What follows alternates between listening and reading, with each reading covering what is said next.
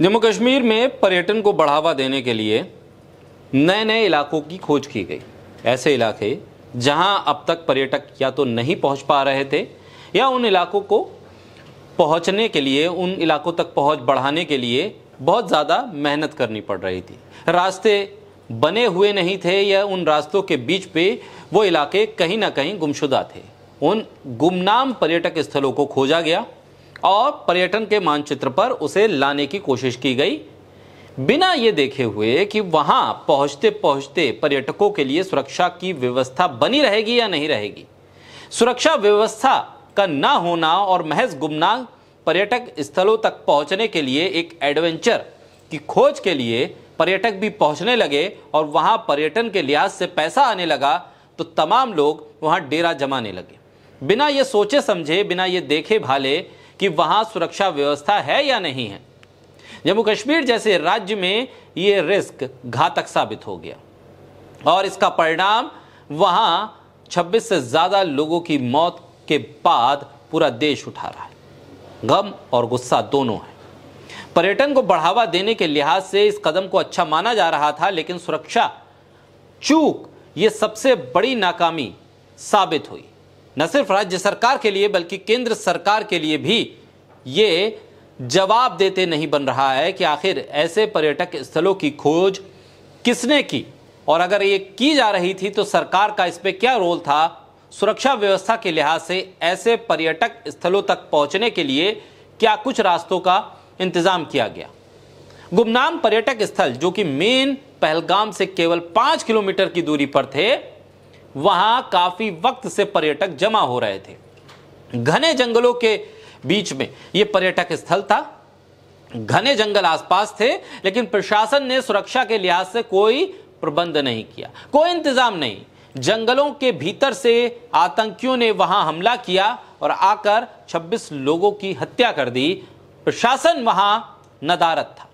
हां, हत्या होने के बाद, लाशें गिरने के बाद प्रशासन वहां पहुंचने लगा और वहां सुरक्षा के इंतजाम बढ़ाए जाने लगे, लेकिन किसके लिए? लाशों के लिए। जब वहां पर्यटक हजारों की संख्या में पहुंचने लगे और न ये सिलसिला एक दिन या 2 दिन का नहीं था, पिछले लंबे वक्त से ऐसे पर्यटक स्थलों पर लोगों की भीड़ बढ़ रही थी। जब लोगों की भीड़ बढ़ रही थी, वहां प्रशासन ने अपनी मौजूदगी दर्ज क्यों नहीं करवाई?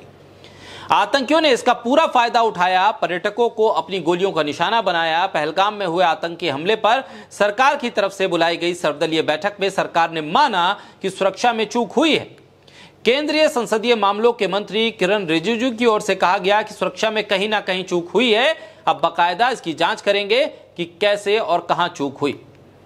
इसी बात को लेकर एशियन एज अखबार ने भी एक रिपोर्ट की है। 2 रिपोर्टर्स ने मिलकर इस पूरे मामले पर एक अच्छी खासी रिपोर्ट तैयार करके उसे पब्लिश किया है एशियन एज अखबार ने, जिसमें यह बताया गया है कि कैसे वहां से सीआरपीएफ को हटाया गया, किस अधिकारी के कहने पर यह हटाया गया, यह साफ नहीं हो पाया है। दीपक शर्मा वरिष्ठ पत्रकार हैं, वो लिखते हैं कि किस अधिकारी के कहने पर सीआरपीएफ को बेसरन पिकनिक पॉइंट से हटाया गया, ये एक बड़ा सवाल है, इसका जवाब नहीं मिला। जिस स्पॉट पर 1-2 हजार पर्यटक रोज आते हों, वहां सीआरपीएफ क्यों हटाई गई? उस स्पॉट को सुरक्षा विहीन क्यों किया गया?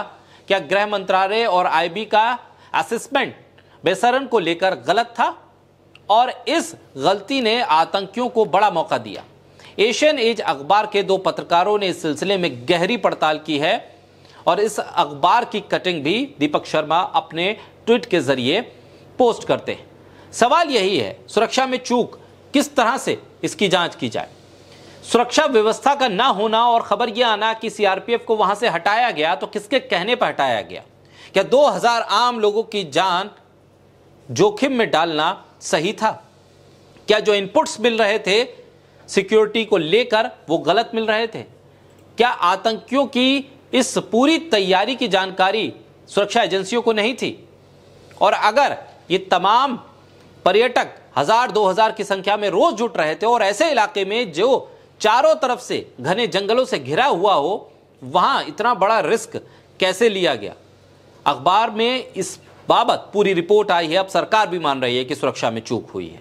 बहरहाल अब देखना होगा कि सुरक्षा में इस चूक का जिम्मेदार कौन तय होता है और किस लिहाज से ये सुरक्षा की चूक आतंकियों को हौसला देने वाली बनी। बहरहाल सरकार इस पर जांच करके आगे कार्रवाई की बात कह रही है। देखना होगा कि ये जांच कब तक होती है, कार्रवाई क्या होती है और आगे घाटी या जम्मू कश्मीर के अलग इलाकों में पर्यटकों के पहुंचने का सिलसिला किस तरह से जारी रहता है और उनको कितनी सुरक्षा मुहैया होती है, ये एक बड़ा सवाल है।